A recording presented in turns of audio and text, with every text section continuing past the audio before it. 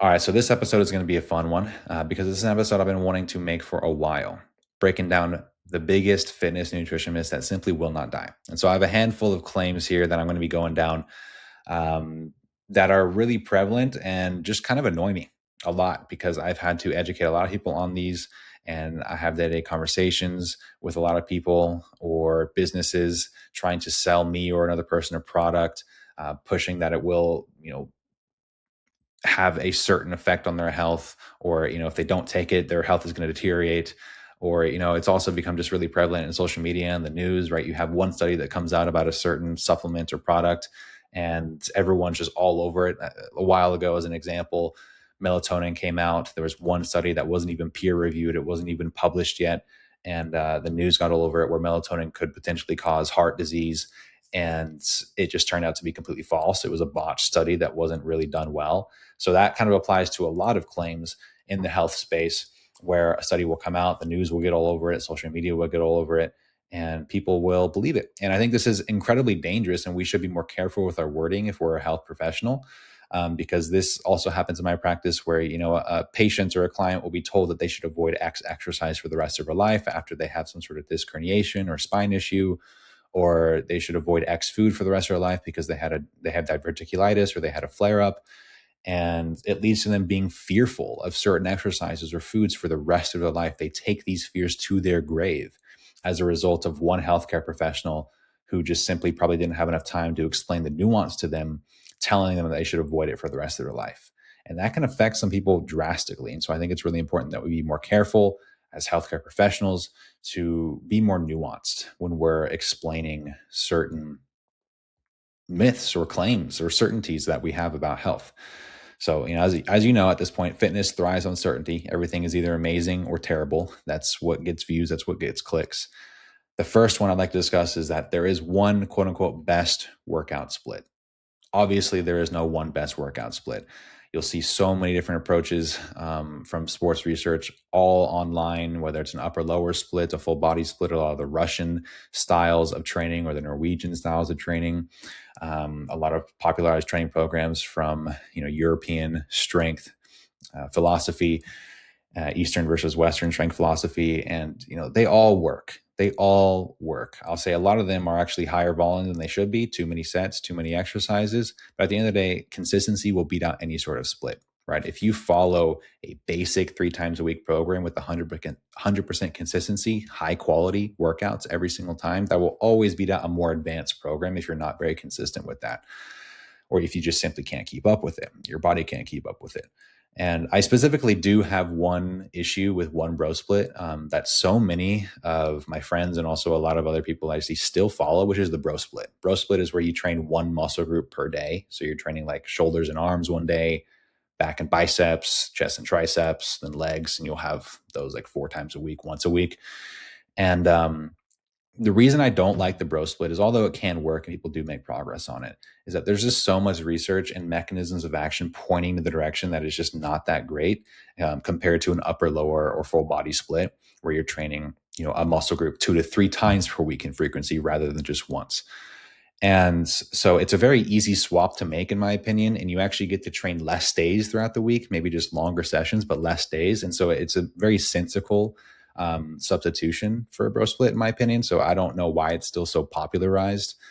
But reason being is bro splits tend to lead to very excessive volume, right? You end up adding like 6 to 10 plus working sets for one muscle group in one session. And most of the time, when I try to get someone to switch over to an upper lower or full body split and they're moving from a bro split, they'll tell me like, wow, this doesn't really feel like I'm working out or exercising much at all. It doesn't feel like enough. It feels weird. And the main reason behind that is they're so used to doing like 10 to 20 sets for a muscle group on a bro split. And they're used to that baseline level of work for one muscle group. And then when they move to an upper lower split where it's asking them to do only 2 exercises, maybe 1 exercise for that muscle group, they then all of a sudden feel like it's not enough work. And the issue with that is, if you feel like you need 10 to 20 sets to feel like a muscle has been worked out enough, you likely just are not executing the exercise well. Like your technique is off. You're probably not training as intensely as you possibly think. And you're probably just ignoring a lot of the technical cues or haven't invested enough time focusing on the technique and the technical cues that you need to feel and get the connection with the muscle on a certain exercise. Because you can make a lot of progress on just 2 exercises for your chest in one workout, 3 sets each, just as much as like a bro split if you're doing it, twice per week. So that's my issue with the bro split. I think the world would be a better place. It's a little bit of an exaggeration if we move towards upper lower full body splits, and just got away from the classic 10 to 20 plus sets for a muscle group, because a lot of that ends up just being junk volume anyway. The first few sets that you do for chest, if you're doing them, training them with high intensity and good execution, they're always going to be better sets than like the final few sets you do in that workout. Like if you go into a bro split, you're someone that follows a bro split, next time, like try and pay attention to those last few sets you're doing compared to how the first few sets felt. Like you're almost getting nothing out of the muscle. You probably lost your pump. You probably doesn't even feel that great. You're just following the program rather than listening to your body. Number 2 is you need to constantly confuse your muscles. I have so many people say, hey, I feel like my body's just adapted to this plan. I'm not getting that sore anymore. We should probably just change up the exercises. Why are we just keeping the workouts the same every week? Muscles don't get bored. That's not how it really works, right? The only way you get really sore is through novelty, right? Doing a new exercise in a new way, using new weights or whatever it might be. But truth is, there are only 6 fundamental movements that the human body can do that build strength, good foundation of strength. And that's your hinges, like your RDLs. That is your squats. That's your lunges. That's your presses, overhead press and a bench press.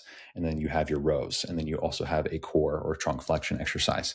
So as long as you have 6 of those exercises in your program throughout the week and you focus on building reps and weight, using those 6 exercises, it really doesn't matter which equipment you're using. If they're all the same movement pattern, you will build muscle over time. If you get less and less sore as a result of doing those same workouts and same exercises, that's because you're becoming more proficient and getting more skilled in the movement. So the muscles themselves have actually adapted to being more efficient at cleaning up muscle damage, right? Soreness is not an indicator that the workout was more productive. If you're never getting sore, like even if you're trying to stretch out the muscle and you massage it, you still don't feel soreness then, that's kind of an issue I like to look into. But just because you're not getting excessively sore like the first time you worked out does not mean the workout is less productive. And switching the exercise for a different exercise just to feel a little bit more sore, it does not mean you're going to inherently build more muscle. Number 3 are warm-ups and cool-downs are mandatory. Man, this is one that gets me every single time. And when I'm just like working out with other people, they'll see like my warm-ups are very minimal. I hardly ever cool down. And this is because it's not necessary for a lot of people. I will say, warm-ups are definitely useful, but they're just often overestimated. A lot of people will tend to do general warm-ups. The fitness industry loves general warm-ups. And what I mean by general versus specific, you can think of general warm-ups as just like generic stretching, generic cardio workout to get into your actual workout. A specific warm-up would be, say, if you're doing squats for that day, the specific warm-up would be doing squats at a lighter weight. Or if you're running for that day, a specific warm-up would simply be running, at a slower pace or building up the pace. A general warm-up for running would be like, body weight squats, stretches, hip cars, pogo jumps, bouncing up and down. Those are helpful. They're just really not necessary. And for a lot of people who don't have time to work out, it's really not worth it. Like you're better off just doing strides and, running around a little bit. And maybe do some like sprints, but obviously build up your speed. Don't just start off with a full 100% sprint before you even do anything. You're better off doing that kind of stuff, more specific work for your warm-ups, because it saves time and it's directly more applicable to the exercise and movement that you're actually doing. So I think warm-ups are specifically a lot more important for heavy lifting, explosive sports, especially if you live in a cold environment, or you are doing it like first thing in the morning at like 4 or 5 a.m. and your core body temperature is still quite low. General warm-ups are more helpful during that point of the day, or if you're in a cold environment, because you need to get your core body temperature up to make your muscles more elastic and less likely to rupture or injure themselves during an explosive or heavy lift. But for most people, if you're exercising in the middle of the day, you're in a warmer environment, you really don't need a lot of general warm-ups, and being specific just saves you time and is often more productive. And then as far as cooldowns go, this is something that I've hated from day number one. Physiologically, you do not need a cooldown, whether it's strength, whether it's endurance. There's no real point to cooling down. You're not physiologically training your heart to cool down or recover better. You're not physiologically training the muscle to recover better by cooling down, right? The best cool down is just something, just go home and rest on a freaking couch and just kick your feet up and relax. In endurance, there's a huge popularized idea that you need to have cool downs for like high rocks and marathon training at the end of your higher intensity sessions to train, quote unquote, your heart to come down. It's not even true. There's no research to indicate that. The only reason coaches incorporate cool downs into the routine is to just incorporate more aerobic volume. You're essentially extending the aerobic stimulus you're getting from the workout for a little bit longer.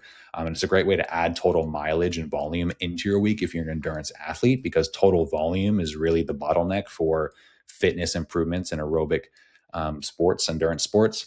But there's no inherent like necessary reason you should be cooling down outside of doing more work in total. Number 4, free weights are dangerous, or a certain exercise is dangerous, right? Free weights like deadlifts or free weights, first off, to explain that definition, it's just like dumbbells or barbells, stuff where you have to stabilize your own body on top of the weight to lift the exercise or do the workout. Right, like barbell squats, deadlifts, all this stuff that a lot of people are afraid of doing, especially if they've had like a back injury in the past. I work with a lot of clients with a previous lower back injury, and they're really, really scared to do deadlifts. While these exercises obviously do require more coordination, they are more technical, they are better at exposing weaknesses. That's precisely what makes them very useful and applicable to everyday life. There's never going to be a scenario where you're lifting a perfectly stabilized machine or Smith machine or cable in real life, but there's going to be a ton of scenarios where you're picking up a box, or you're squatting down, or you're going up the stairs, or you're lifting in awkward positions. And I think free weights are extremely great for just improving functionality in day-to-day life and exposing the weaknesses that you already have. So I think putting, rather than just always using machines because you're scared of a certain exercise, I think just using more strict guardrails around or technique guardrails around free weights is important. So use more tempo, like in terms of slowing down and you're controlling each repetition, using pauses in the middle of the exercise, and just using appropriate loads. Right? Don't put on an excessive amount of weight and use a ton of momentum to move the weight explosively on like a free weight barbell squat. Like I'd much rather just be safe, pause at the bottom of a barbell squat and then slowly come back up. You can still get the same stimulus, still gain a lot of strength and muscle by just making the movement harder through your technique. You don't always need to be adding weight to make the exercise harder. There's plenty of ways to progressively overload an exercise without just adding on more pounds. Number 5 is a good one. Perfect posture or anatomy exists. Man, there are so many people that are so worried about a muscular imbalance or an anatomical imbalance in their hips, or they might have a foot that kind of rotates out more than one another. They'll have a shoulder that's slightly higher than one another. And yes, these asymmetries can add up and lead to a certain injury or overuse on one side per se, but you're never going to fix them or get back to 100%. Everyone's imperfect. We all have certain habits every single day that we use our dominant hand with, or that we lead with our foot with, or a certain foot with. And so focusing on these tiny asymmetries that really don't have too much of an impact on our daily lives is really not worth it. For most people, I'd say the only population I would say it's worth it for, if you have really small asymmetry like that, or like endurance runners who do or endurance athletes who do extremely repetitive movements where those asymmetries can add up over time. That's where it can be marginally beneficial. However, if you're not running like more than 20 miles per week at least, or investing at least, 3+ hours into cardio every single week, you're probably not going to be a good candidate for like going into a physical therapist or a sports rehabilitation center and asking for your asymmetries to be fixed. You're probably just going to spend a lot of time and money fixing something that really isn't really contributing to the issues that you're having, when you probably could be fixing a lot of the injuries and issues you're having with your body by simply just recovering a bit better, sleeping better, dialing your nutrition in a bit more, and just improving your overall recovery protocols. So also, the idea that there's a perfect posture. I mean, posture is such an umbrella term, right? There's a posture for sitting, there's a posture for standing, there's a posture for picking up a box. There's a posture for watching TV. There's no good posture, right? So I think rather than thinking about the idea that you need to be in perfect alignment all the time, just training and getting your body to be adaptable through your training and strength training is a much better framework to use rather than just thinking that you have to have like shoulders back, chest up the entire time that you're going throughout the day. Because if you're active enough, you can get away with like, hunching over at your work desk quite a bit. And as long as you're strength training like 3 to 4 times per week, and you're doing your rows, you're doing a lot of the pulling exercises, you're not really going to have any issues most of the time, at least. Number 6, recovery tools like sauna, ice baths, massages, chiropractic adjustments, compression boots are are inherently better than sitting at home and relaxing. So they all have different mechanisms of action and how they work. Sauna will increase heat stress, it'll increase blood pressure, it will increase at least acutely, and it'll actually reduce blood pressure after the session. But it'll increase your heart rate and actually give you a similar response or stress to cardiovascular exercise. So it can actually help extend lifespan by improving cardiovascular health. Ice baths essentially shock the nervous system, force you to produce more noradrenaline and adrenaline. It makes you feel more awake and alert. But for some people who are already chronically stressed, that's a really bad idea. You don't want to be striking more cortisol, more adrenaline, more noradrenaline when you're already producing and secreting a lot of those hormones throughout the day because you have an inherently stressful lifestyle. You're essentially, it's the same idea as like you're borrowing energy from later when you have a caffeine drink or an energy drink. Kind of the same idea. Massages, again, there's no big reason as to why you would get a massage outside of just the relaxation effect that it can have on you. I think mentally, it's a wonderful thing. Like it can put you into the present, really relax you if you have a tough time like ruminating or you have an anxious mindset. But physiologically, there's no benefit to massages in terms of speeding up tissue recovery at a physical level. You don't really see improvements in how quick a muscle heals or how quick a tendon or joint heals as a result of a massage. Chiropractic adjustments is a whole thing where I'm really, really skeptical about that entire field of practice.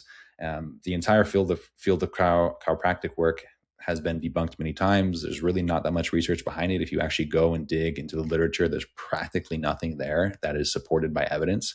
And a lot of people end up getting injured because they go in for these sessions and they're constantly getting adjusted and cracking their bones, putting weird uneven pressures onto their skeletons that they really don't need. And so a lot of people will come out of chiropractic adjustments thinking that they feel better, and they do. They legitimately feel better and more and less painful, which is great. But that's an acute response to the chiropractic adjustment. You're essentially just kind of manipulating the muscles, the skeleton. You're giving the chiropractor is giving you different sensations to focus on outside of the pain. So it can relieve pain temporarily, but it's not going to be a long-term treatment by any means. Rehabilitation, strength training, exercise, all that stuff, doing the appropriate exercise you need to do to strengthen the muscles around a joint or improve movement quality. Those are going to be your long-term levers to pull when you're trying to get better if you have an injury. So again, with sauna, ice baths, massage, chiropractic adjustments, compression boots, all that kind of stuff, like, yes, they can be beneficial, but they're definitely not what I would call any more inherently better than just going home and relaxing, taking a nap, lie on the couch. They're not inherently they're not going to inherently give you more recovery than, just getting adequate sleep and taking good nutrition, enough calories, enough protein, taking time off, and good quality programming for your exercise. Last training myth here is running ruins your knees. And this is one that has plagued us for the dawn of time. As with anything, the poison is in the dose. If you do too much running, you do too much of anything, it will lead to some sort of issue later down the road. Running actually builds tissue tolerance. That high impact increases bone density. It increases collagen synthesis, and can increase, the actual thickness and strength of tendons and ligaments. What people get wrong is people sometimes develop too much of an identity with running. They use that as their only source of emotional regulation, and they can't take time off from it. And so when they end up like overtraining one week, they have a really hard time taking time off, and they continue pushing through it, pushing through it, pushing through it, and that's where these injuries come up. In a 2017 meta-analysis, just to give you an example, recreational runners only had about a 3.5% occurrence of osteoarthritis, whereas sedentary individuals had a 10.2% occurrence of osteoarthritis. So that just goes to show that although there might be other confounding variables in there, like recreational runners might also be more prone to eating healthier, taking care of themselves, getting better sleep.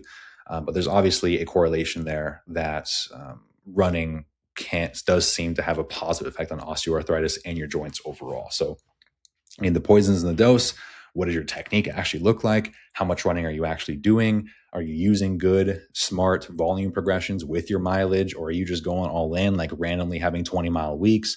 Like, all this stuff matters. People just think it's so simple. Like, oh yeah, if you have high impact exercise, that means it's going to be bad for your joints. Resistance and impact, time and time again, in all the literature, that is how joints and tissues get more resilient. The human body is an anti-fragile machine. When you apply pressure and stress on the human body, whether it's physical or mental, in the right dose, it will get stronger and better. And that includes running, that includes any sort of physical exercise. Loading is medicine. Nutritional myths. First one is going to grind some gears out there, I'm sure, but the whole idea that seed oils are toxic is a bunch of baloney. This was a huge thing, and a lot of credible people still believe in this thing. And I do think processing matters here. There's a lot of seed oils out there that are refined, and the actual fat molecules themselves become unstable as a result of being refined in very high heat. However, not all seed oils are equal. People see seed oils or a certain seed in their food and they're like freaking out, like it's going to make them have some sort of cardiovascular disease later down the road, or give them acne. It's just not true. There's so much research showing that when you replace saturated fat with seed oils, it improves cardiovascular outcomes. And this is because seed oils are an omega-6 fatty acid. You need omega-6 fatty acids in your diet to be healthy. You obviously need omega-3s, omega-9s as well. But polyunsaturated fats, which are seed oils are polyunsaturated fat, are beneficial for your cardiovascular outcomes. So the whole idea where, meal prep companies or certain foods will label seed oil free, whatever, I don't even look for that. I don't care. It really doesn't matter. Sure, if you're using like the if you're using seed oils that are, constantly reused, like in a lot of restaurant situations or fast food situations, they'll constantly reuse the oil and heat it over and over and over again, like the fryer oil. So just avoid deep fried foods in general, and you should be okay. Because a lot of the oils like canola oil, soybean oil, sunflower oil, safflower oil, these are all actually studied, and they show to reduce LDL cholesterol and improve cardiovascular risk outcomes over time. Number 9, as far as the myths go, sugar is bad. This is a really annoying one. I will always bring up the idea of like blood glucose or blood sugar, and people say, oh, so I need to avoid sugar. No, that's not how it works. And also just saying, X food is bad in general. Again, the dose is in the poison. Sugar is actually the preferred fuel source the body likes to use for practically all of your metabolism. Fruit contains a ton of sugar. If sugar was bad for you, I'd probably have diabetes at this point, because I have like 200 to 300 grams a day of sugar, mostly from fruit. But especially if you're active, you don't need to worry about sugar intake all that much. Obviously, it's really easy to overeat. Obviously, it makes things taste really good, which again feeds into the problem of it being really easy to overeat. And it can spike your blood sugar pretty excessively depending on how much you're eating. But again, if you're really active and you're like an athlete who needs a lot of fuel and a lot of carbohydrates to fuel your training, it's really not something to be concerned about. It's just like when we're constantly being exposed to it, especially in the United States with so much commercialization of food, where they're adding processed sugar into everything, and then we're adding sugar into our own foods at home. That's where it becomes more of an issue, when it's more in excess. But that applies to protein, that applies to fats, that applies to every other nutrient as well. Anything in excess really does cause issues in the long term. Next one is you need to track calories to lose weight. Just not true. A lot of people think that they need to track calories to lose weight, and so they never really give it a try. People have been losing weight long before MyFitnessPal ever existed or Macro Factor ever existed. Tracking is a great teaching tool. It's great for awareness and developing portion control. A lot of people just don't really have a good foundation of nutritional education, and that's where tracking can come in. Especially if you're working with a coach, the coach will be able to directly see how much you've been eating and what exactly you've been eating. And that's where it's really, really helpful. But many people eventually transition to food journaling or intuitive eating. And others genuinely do better with tracking long term. It works well for a lot of people, but I kind of view it as like, tracking is a skill set you should develop and then eventually get off of as time goes on. Lastly, the whole idea that peptides are safe. So many people are recommending peptides left and right like it's freaking candy. I really don't understand it. People have so much confidence and coaches have so much confidence in recommending peptides to their clients based off of a few papers that have a specific mechanism of action. If we started recommending supplements and foods and ideas and lifestyle interventions just because it had a certain mechanism of action, you realize how many mistakes we'd make 10 years down the road. We would be in a really, really bad place. This is the kind of the same concept with growth hormone. Growth hormone was thought to be a great longevity,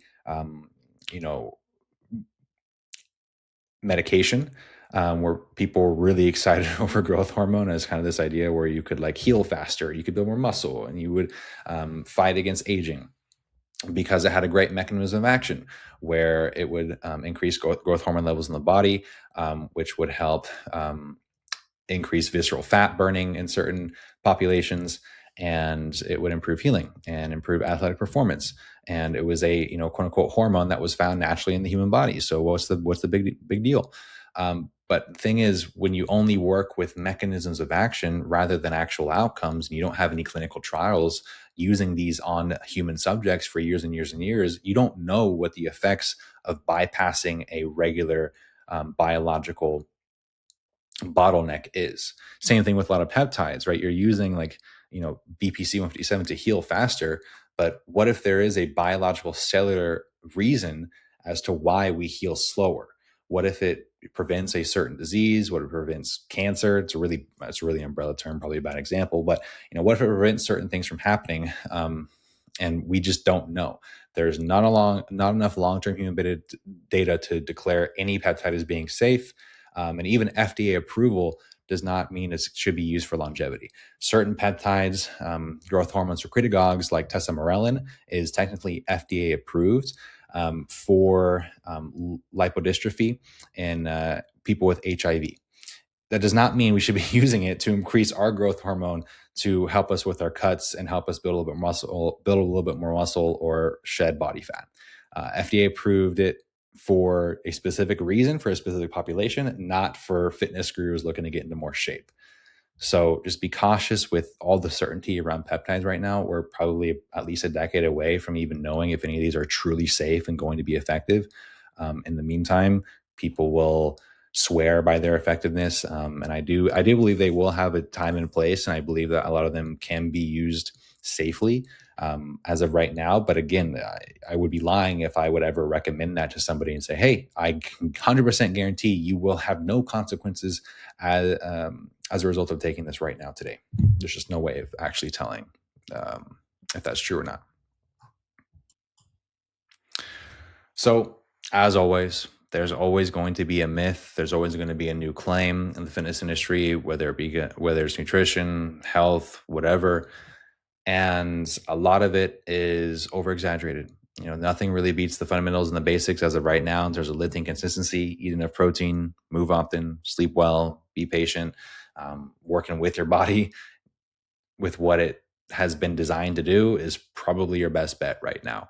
And relying on these extremely modernized, scientific, cutting edge interventions like peptides, medications, hormones, different supplements, really not a great idea until we just have the research that really can show that it's beneficial for us and safe. So make sure you do your research. Make sure that, when you see a claim online, you're actually, seeing where the claim came from. Does it actually have a study that they're citing? Actually go look at the study.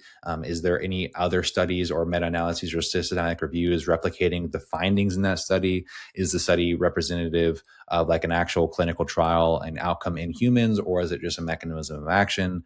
Did they cherry pick that study as an example? For example, they just picked that study out of a sea of 1,000 studies, and it happened to agree with their claim when there actually are like 500 other studies that go against their claim. So there's so many nuances to it. Don't take any claim at face value at this point, especially when it comes to social media, the news, the fitness industry. A lot of claims will get extremely popular. A lot of people will convince you that it's true, but just understand that you have the tools to research this stuff on your own and to really make that educated decision for yourself on whether something or not is a myth or if it's a truth.